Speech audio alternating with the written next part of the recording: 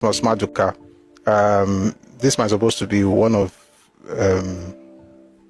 leading figures from the southeast. I play the audio and then you can judge.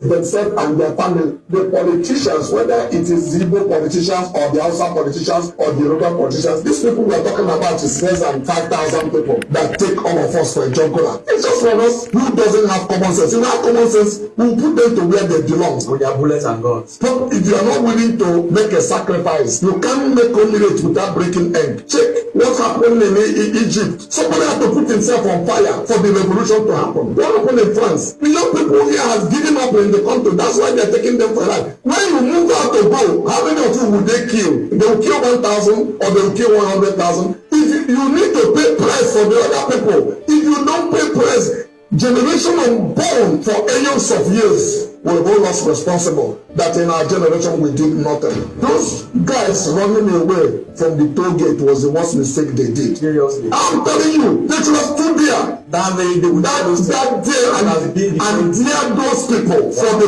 once and for all. Wow. The oppressors know the game, they understand it. Once they did that and they know you are afraid of it, then they will never leave. All they know is themselves and their family. Yes. They will never change. If they kill 5,000 Nigeria, the whole country will change. That will be the end of all this mess. But 5,000 have paid the price to redeem 200 million people. But 200 million people say let 5,000 people do with us whatever they like. They like the shit in our head, we eat their shit, and we are happy with it, or we leave the country for them, and they are happy. You think they are going to release power for free? You are joking. This is their life, they believe in it. If young people need to take their destiny in their own hand and say, we have had enough of this. If I'm a young man, maybe I would have lived a revolution. I am 66. I'm going to be 70 in 4 years. I'm 67 this year. So another 14, 13 years, I'm 80 years. We just pass our own time. But if I'm 18, 19, 21, 23, 24, 25, you think I will not do anything? With the life I live, we're coming up, I would have done something. Wow. This man has children. I wonder why none of his children is leading this so-called revolution. Let me ask you a question. Why is it that the people think that the way to fix Nigeria is revolution? Why? Why do people think that they have to get on the street and protest? That's how, and then you have to unalive people, or you unalive yourself. That's how you fix it.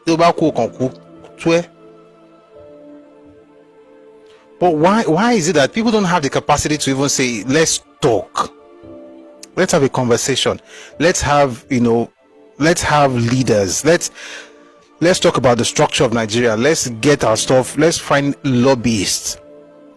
People can get your stuff to people in the House of Assembly or National Assembly, whether in the House of Reps or Senate. Why don't people talk about things like that? Why is that the whole thing is about let's burn the thing down and unalive people?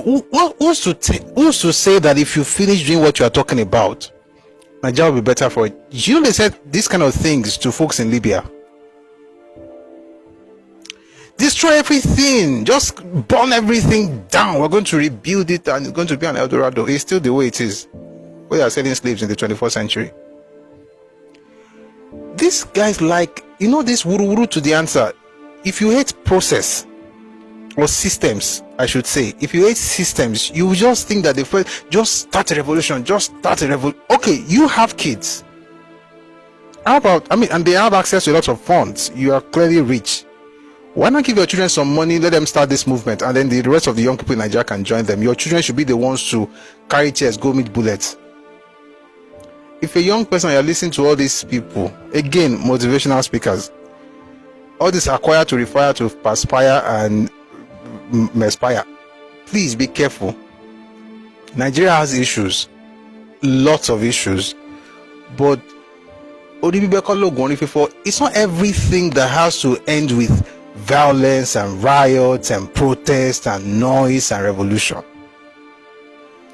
And I can assure you, many of these people have never thought of what will happen after the revolution. They only think about what will happen because, as far as the revolution itself, quote unquote, is concerned. So we just go there and we fight and we kill them and we stop them and then they will release us. What's the plan after the revolution? What's the structure Nigeria will operate with? How are you going to structure Nigeria after the revolution? What's federalism to you? What does it mean? How are you going to work with other people? What kind of structure are you going to put in place to ensure that the corruption you are trying to get out with this revolution will not come back? Because I can assure you, a lot of young people in Nigeria are worse than the elderly people they are insulting as far as stealing money and corruption are concerned.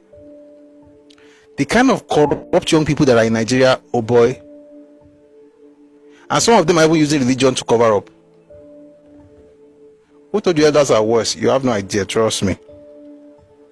People who are able to steal money and quote scriptures.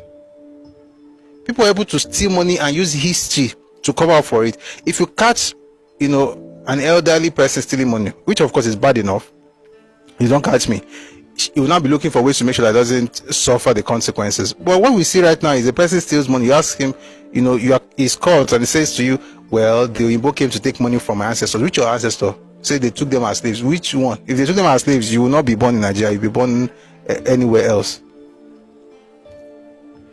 Money is getting missing. It's not what you heard about LP. Listen to the Labour Party. What's happening in the Labour Party right now? Who are the people in charge of the money in the Labour Party? 70-year-olds or 60-year-olds? Are they not people in their 40s and 50s and some in their 60s? A lot of them are young people. The crisis that happened with Femco, was that adults or was that, did you see elders there or young people? Let's stop deceiving ourselves. It has nothing to do with age. There are thieves in every age bracket.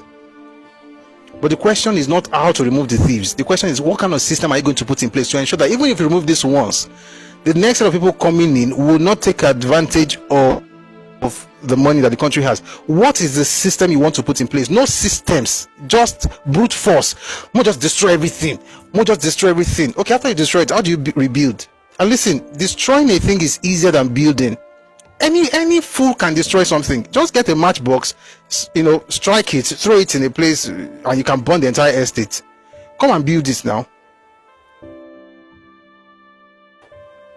You don't need expertise to burn things now. You don't need expertise to destroy things. Just get angry enough. Look for whatever it is that makes you angry, and you do something, and clowns will say, oh yes, he's changing the country. And then the question is that after you have done your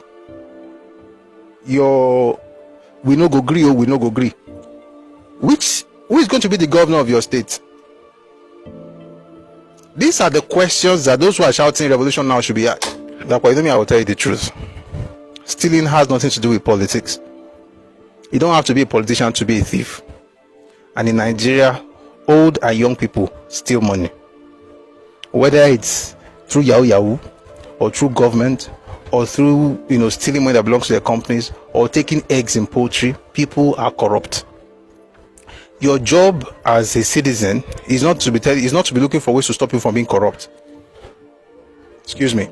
Motivational speakers will tell you that everybody will just stop stealing money. Once we change this narrative, everybody will stop stealing money. That's not how it works. Human beings are not like that. A lot of us do certain things the way we do it. By the way, in this country called Nigeria, there are certain people that move the way they move because there are no systems. If you put them in any structured environment, they fail.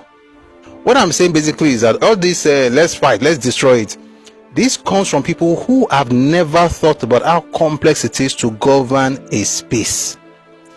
And I'll say this, what Nigeria needs is systems, structure. It's not about let's go and change it. It's not mouth. All I'm saying basically is this. At this point in Nigeria, let's talk about systems, let's talk about structure. If you want revolution, go back to France. They had it years ago. People should go to France, and when they get to France, they should go and get their French Revolution. We're in 2025. If you want, and by the way, if people really want that revolution that they really want, they should please, in the name of God, go to their region and look for that revolution. And I always wonder, are the governors from certain regions, are they impervious? Is it wrong for them to also experience revolution? Is it wrong for their states to experience revolution? Why not start that revolution in their states? Unalive all their leaders in that state and start it. Because when they want to start their nonsense revolution, they are always going to Lagos. And somehow Ibadan is also connected. So they should just please go and do it in their hometown, destroy everywhere, and then when everybody rises again, they will know how to fix themselves. But I say this: revolution doesn't change anything. One day we're going to have a session. Even that French Revolution that we talk about. Do you know that if you have a choice? Let me give you an example. Please study the period happened in the 18th century, the French Revolution in France, and the rise of Methodism in England. Please compare the two if you can. It's just a quick study. Just compare the lives that were lost in France, the lives that were saved in England, the processes with which they did it, the grassroots movement that Methodism was all across Europe, all across England, and how it spread outside England, and the failures of the French Revolution. And you would want to build systems, which is what Methodism did. They were not even in government. They were not even part of the establishment. They were in the fringes of society, but they built a system that changed their society.